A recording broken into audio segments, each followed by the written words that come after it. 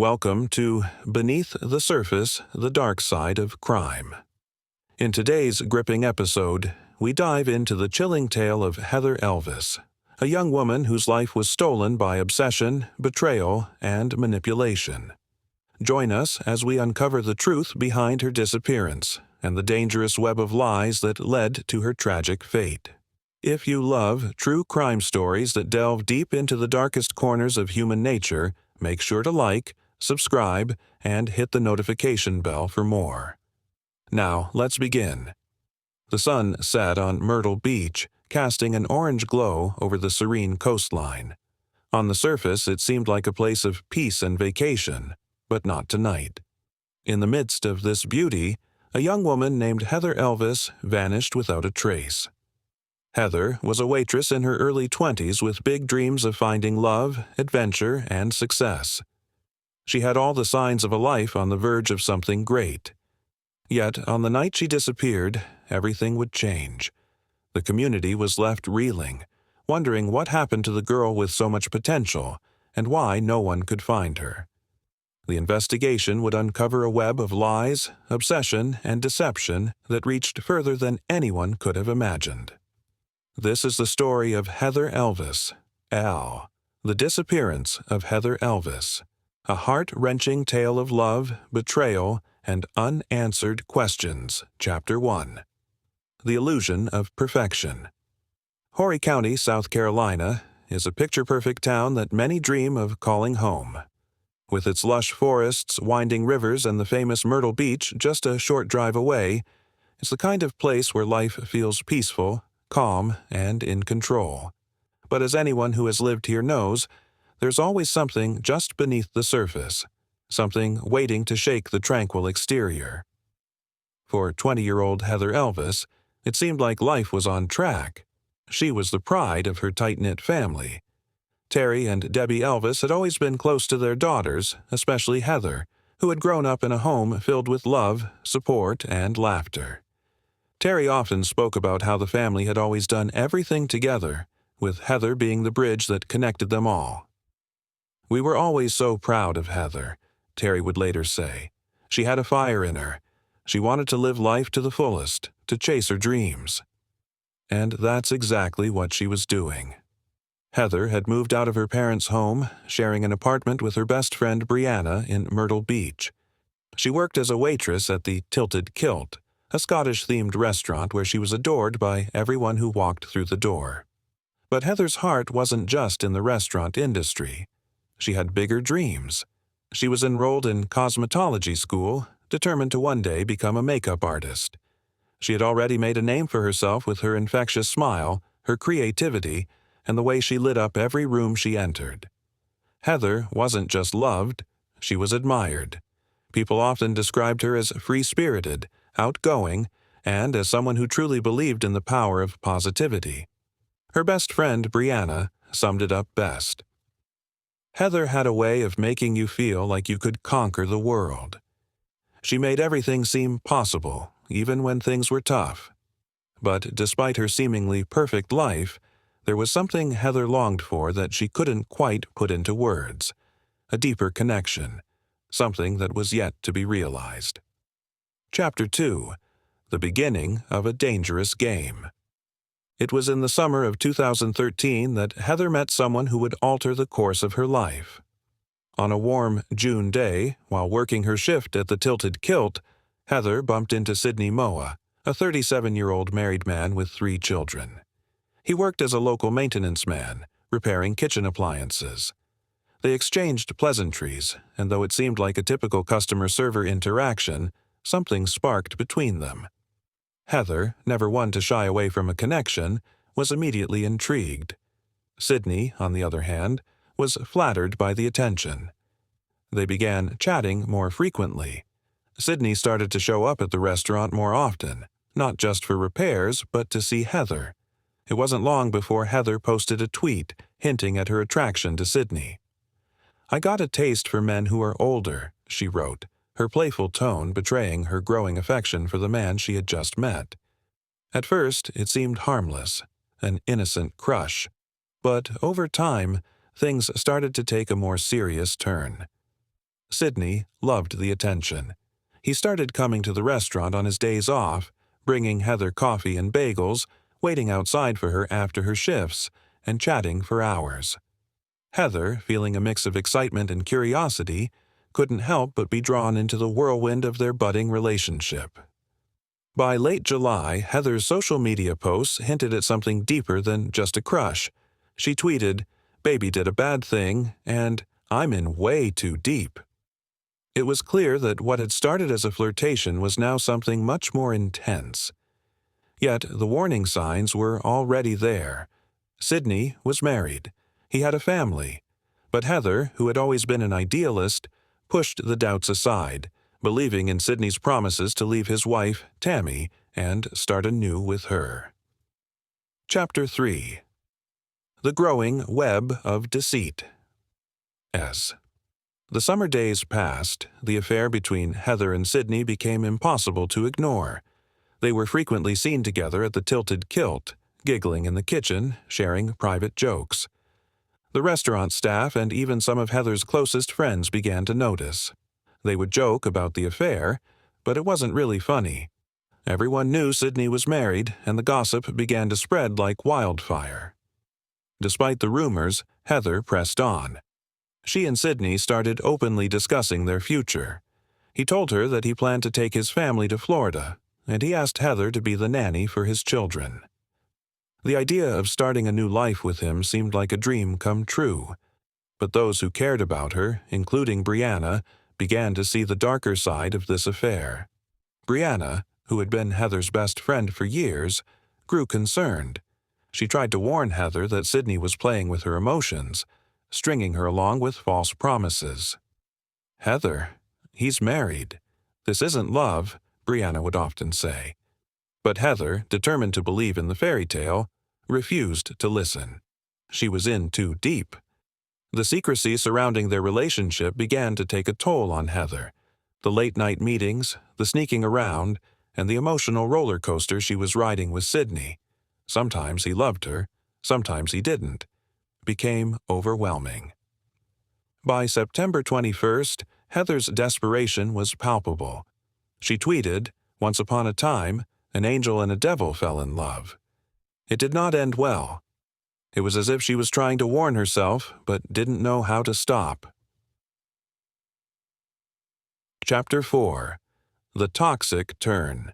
Everything changed when Sidney's wife, Tammy, discovered the affair. The confrontation was ugly. Tammy called Heather, belittling her, calling her every name in the book. She was furious, and the anger boiled over when Sidney joined the call, shouting at Heather. "You're nothing to me. You're just someone who spread your legs," he yelled, tearing Heather apart emotionally. Tammy's rage didn't stop there. She began a relentless campaign of harassment, calling Heather's workplace repeatedly, sending explicit photos and videos of herself with Sidney, and threatening Heather. The psychological abuse wore Heather down. Her friends watched helplessly as she became a shell of the person they once knew.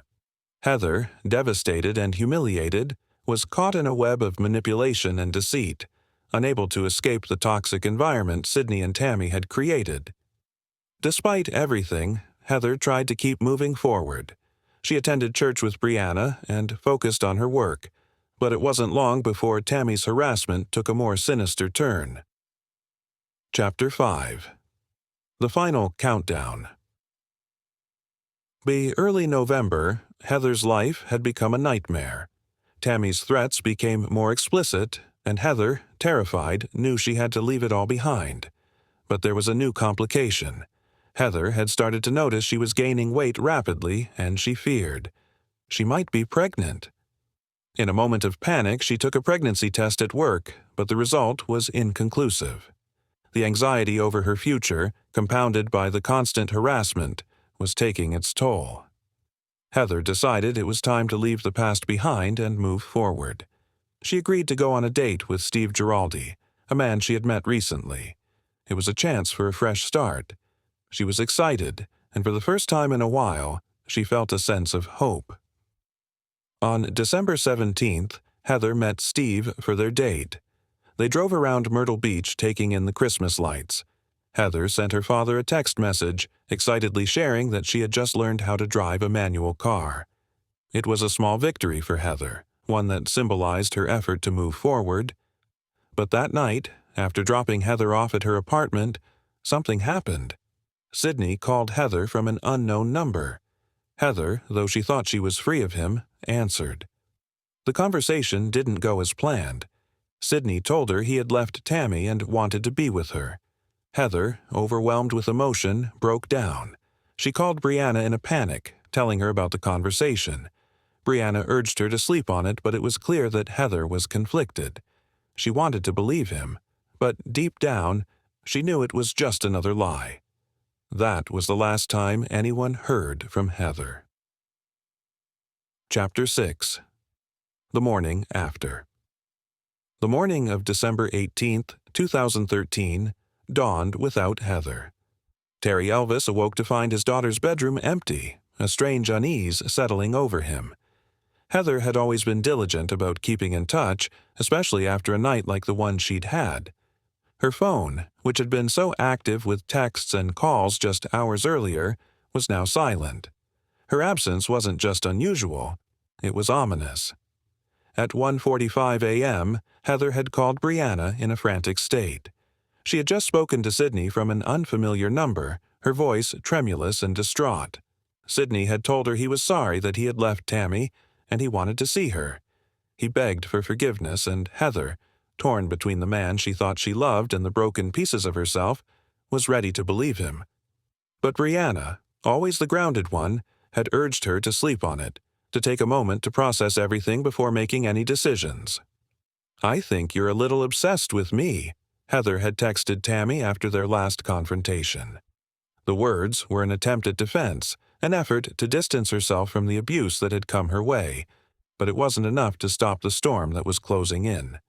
By now, Heather was in a battle with her own mind, trying to make sense of the chaos Sydney and Tammy had dragged her into. Yet, when Heather didn't show up for work, Terry knew something was wrong. It wasn't just the missing phone calls, it was everything. The way the house felt too still, the emptiness in the pit of his stomach. Heather had never done anything like this before. Chapter 7. The Discovery of the Abandoned Car. The search for Heather began almost immediately. Her family, friends, and volunteers combed the area around Myrtle Beach, desperately hoping for any sign of Heather's whereabouts. The community that had once embraced her warmth now felt the sting of uncertainty as the hours dragged on. And then came the discovery. A green Dodge Intrepid parked strangely, abandoned at Peachtree Landing, a remote area on the Waccamaw River. It was a place that rarely saw traffic, and certainly not Heather. The car was locked, but the police soon discovered that Heather's purse, keys, and phone were missing. This was a clue, but not one that brought any answers. It only deepened the mystery. Terry Elvis, having been called to the scene by the police, unlocked the car with a spare key. His heart raced with each turn of the key, but it wasn't until the officers began searching the vehicle that the true weight of the situation hit him. Heather's phone was missing. So were her purse and keys. Heather, his little girl, was nowhere to be found. "Where's Heather?" he asked himself, his voice barely a whisper as the truth began to settle in. He tried calling her phone again. Nothing. Heather's phone was switched off. The days following Heather's disappearance were marked by an overwhelming sense of helplessness. Terry and Debbie Elvis, along with their friends and the local community, found themselves caught in a quiet, painful limbo. The search for Heather was intensifying, but the results were minimal. What could have been a simple missing person case was quickly turning into something darker. The longer Heather remained missing, the harder it was for her family to hold on to hope. Heather's friends, too, found themselves struggling to make sense of the situation. Brianna, her best friend, had stayed by her side through it all. They had shared laughs, dreams, and their fears for the future. Brianna never once thought that one of those dreams would end in such tragedy. She recalled all the little moments of joy they'd shared, the late-night talks, the beauty of their friendship. She couldn't understand why this was happening to Heather, why such a bright, full-of-life person was gone. Brianna could still hear Heather's voice, still see her face, the warm smile, the spark in her eyes. It felt impossible to imagine a life without her by her side. I keep thinking I'll see her walk in the door any minute, but it never happens, Brianna confided in another friend. She had trouble sleeping, often waking in the middle of the night, haunted by the idea that Heather was out there somewhere, alone and scared. The weight of that uncertainty hung over the entire town. Myrtle Beach, usually bustling with tourists and life, felt quieter, more somber. People who didn't know Heather still rallied, spreading the word, hanging up missing person flyers, posting on social media, and hoping against hope that someone would come forward with information. Despite the outpouring of support from the community, there was still no sign of Heather. The search parties expanded across Horry County, stretching further into neighboring counties, but no trace of Heather was found. It was as though she had disappeared into thin air. Terry Elvis, unwilling to sit idly by, spent hours each day searching, questioning anyone who might know something, however small. His mind raced with questions, and each moment of silence only deepened his fear. Where could she be? Who took her? He asked himself in a near-constant loop. He clung to the hope that someone would find something, anything, that could lead them to Heather. But as the days passed, the answers seemed to slip further away, leaving only grief and frustration. Chapter 8. The Silent Search. The investigation seemed to stall. No signs of a struggle, no blood, no clues pointing to foul play. But the search didn't stop. Police, divers, and volunteers continued to comb the riverbanks. They even searched the land surrounding Peachtree Landing. Yet, still, there was nothing. For weeks, Heather's family and friends pushed forward, hoping for a break, clinging to the smallest shred of hope. Meanwhile, Heather's disappearance began to make headlines. The once bustling Tilted Kilt where she had worked was now a quiet place. As her friends there, those who knew Heather as more than just a colleague, felt the absence deeply. They kept her name on the work schedule, even though they knew she wouldn't be coming in. Her absence was a hole that couldn't be filled, and they hoped that by keeping her name alive, they could keep the search for answers alive too. But it wasn't just Heather's family and co-workers who were affected. The town of Myrtle Beach, with its picturesque views and quiet charm, had been rocked by the disappearance of a beloved young woman. People who had never met Heather began sharing her photo, joining the search, and offering support. The community rallied, determined to bring Heather back home. After weeks of searching, a breakthrough finally came, but not in the way anyone had hoped. The investigation had stalled. It seemed as though the police were as lost as everyone else. But everything changed when a detail in Heather's phone records caught the attention of the investigators. It wasn't just the typical search for a cell phone's last known location. It was a pattern that led them to something far more significant. Terry Elvis had always kept detailed notes on Heather's activities, especially after she had gone missing. He had combed through every scrap of information, hoping to find a clue. As he sat in his living room, poring over phone records, one particular detail stood out to him. Heather had made several calls to a payphone in Myrtle Beach in the hours leading up to her disappearance. The investigators quickly traced the payphone number to a public phone booth located near a gas station close to Myrtle Beach. Security cameras from the area showed that someone had used the payphone at the exact time Heather's phone had attempted to call back. But what was truly shocking was the identity of the person using that payphone. Sydney Moa. Heather's involvement with Sydney, once just a rumor, was now undeniably central to the case. The truth began to unfold. Sydney had been lying from the beginning. He had been hiding something, and now the evidence was starting to surface, but the investigators weren't finished yet. They dug deeper into Sydney's actions, and it wasn't long before they found even more incriminating evidence. Surveillance footage from a local Walmart showed Sydney purchasing a pregnancy test in the days before Heather's disappearance. When questioned, Sydney claimed the test was for his wife, Tammy. But the lie didn't hold up. The police had enough to bring Sydney in for questioning. The once suspected affair had now become the focal point of a criminal investigation. Chapter 9. A break in the case. Months passed, and the investigation had all but ground to a halt. Heather's family kept pushing forward, refusing to let her be forgotten. But it was a chance discovery, one that would shake the investigation to its core, that would finally provide the breakthrough they had been waiting for. Terry Elvis had been working tirelessly, trying to track down every lead, every clue.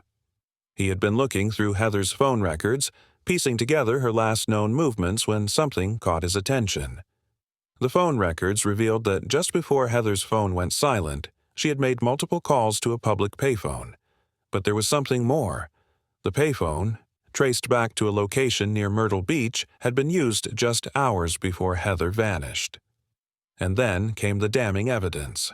Surveillance footage showed Sydney Moa, the man Heather had been involved with, purchasing a pregnancy test at Walmart. When asked about it, Sydney denied buying the test for Heather, claiming it was for his wife, Tammy. But as the investigation continued, it became clear that Sydney was lying. The pieces were starting to fit together. Sydney was the last person to see Heather alive, and his story wasn't adding up. On February 5, 2014, Sydney Moa was brought in for questioning. He was evasive, his answers contradicting his previous statements. The detectives felt the pressure mounting as they pressed him for the truth. Sydney claimed that he had nothing to do with Heather's disappearance, that he had been with his wife the entire time. However, the timeline didn't add up. The security footage, the phone records, and the damning evidence pointed to only one thing: Sydney was lying. One of the most chilling moments of the investigation came when Tammy Moa was questioned. In contrast to Sydney's nervous, evasive behavior, Tammy was cold and dismissive.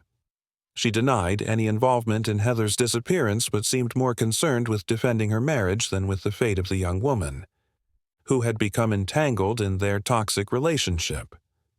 "I don't care if he's with 100 women," Tammy had said in one of the interviews, referring to Sydney's affair with Heather.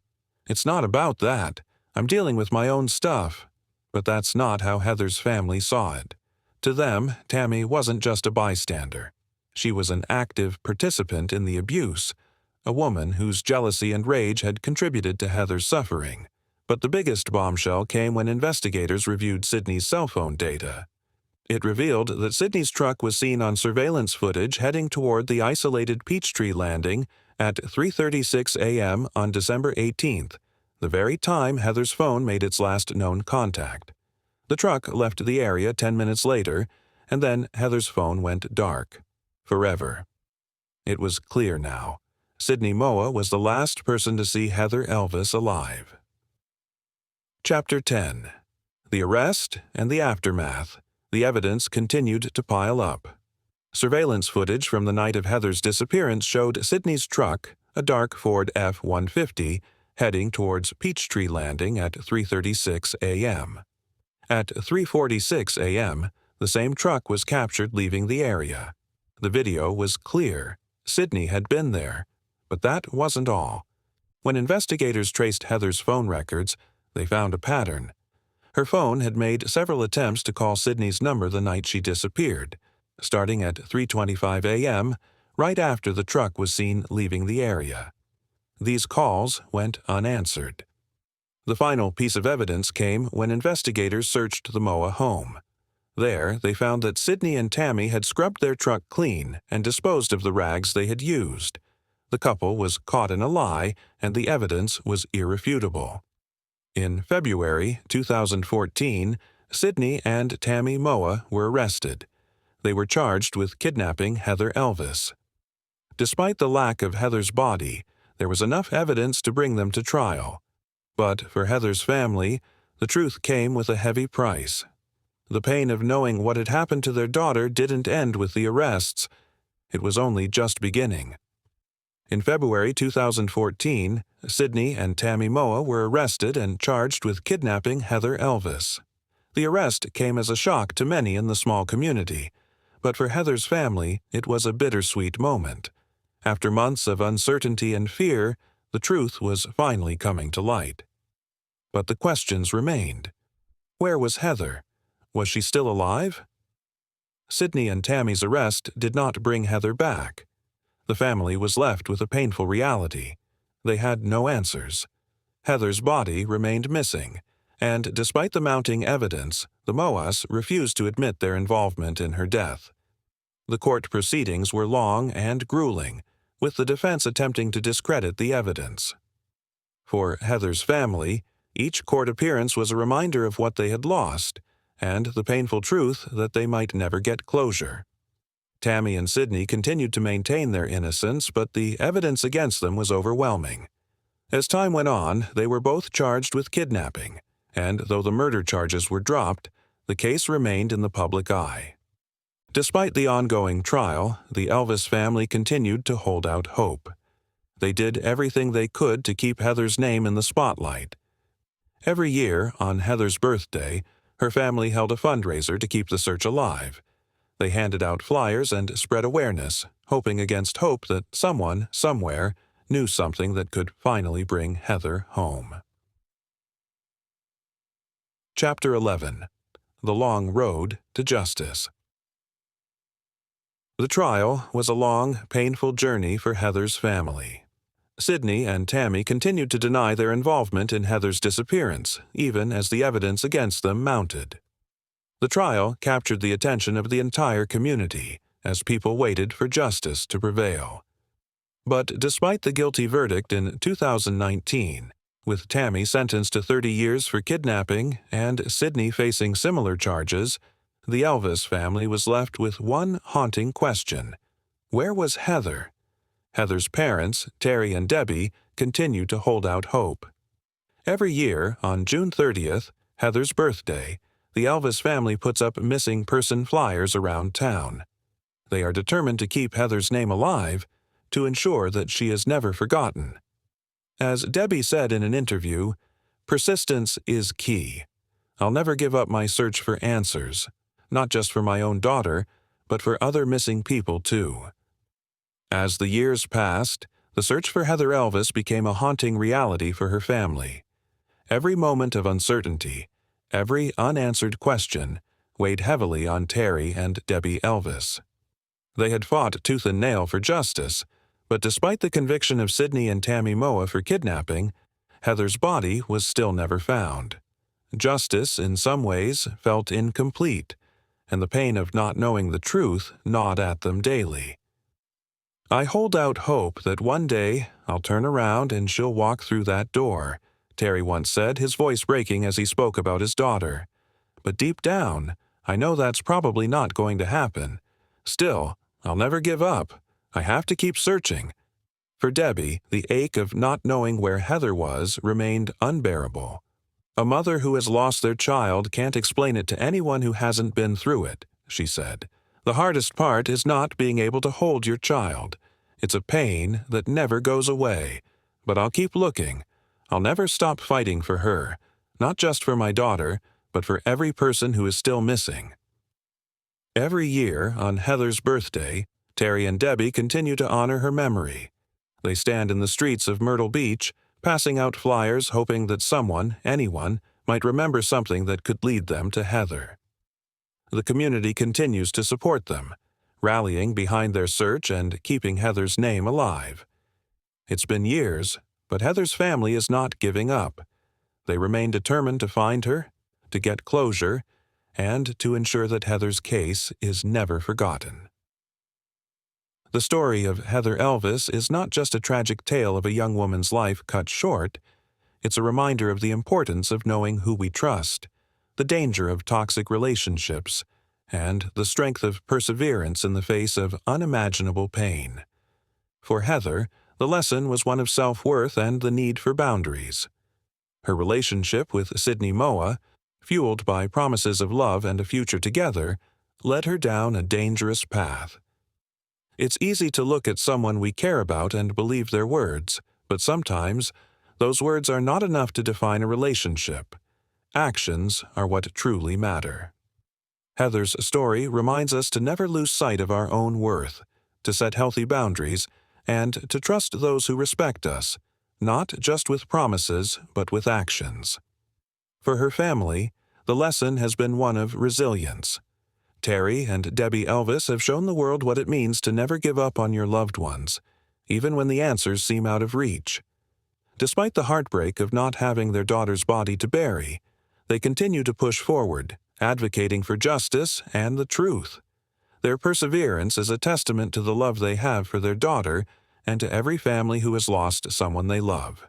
The strength to keep fighting, to keep searching, is the greatest lesson they've taught us. For the community, Heather's case serves as a powerful reminder that we must look out for one another. When we see someone struggling, we must be there for them.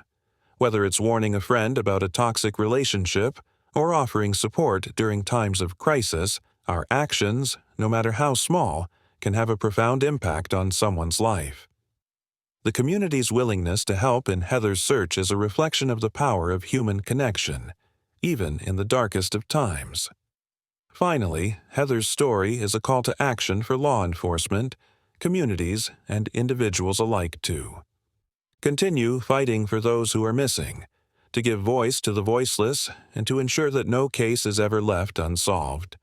The more we share, the more we stay vigilant, the closer we get to bringing answers to the families who need them the most. In the end, Heather's story is not just one of loss. It is a story of love, of fighting against the odds, and of never, ever giving up. Though Heather may never walk through that door again, the search for justice continues, and the love that her family and community have for her will never fade. In loving memory of Heather Elvis. Key takeaways. Trust yourself and your worth. Always trust your instincts and set boundaries in relationships. Never settle for promises that aren't followed by actions. Perseverance in the face of adversity. Heather's family teaches us that, no matter how long it takes, we must keep fighting for what is right, even when the truth seems out of reach. Community matters. Never underestimate the power of community support. Every small act of kindness or vigilance can make a huge difference in someone's life. Justice is ongoing. For families of missing persons, the search for answers never truly ends. The pursuit of justice is a journey that requires unwavering strength and persistence. Thank you for watching today's story on Beneath the Surface, the Dark Side of Crime. If this case and the heartache of Heather Elvis's family has moved you, we urge you to share this video to help spread awareness. Sometimes, the smallest piece of information can lead to the breakthrough that brings a family the closure they desperately need. Remember, the truth is out there, and it's up to all of us to keep asking the hard questions. If you have any information about this case, or any other, please don't stay silent. Your voice could make all the difference. Don't forget to like, subscribe, and hit the bell icon so you never miss an episode. Join us next time as we dive into another dark chapter, seeking the truth that lies beneath the surface.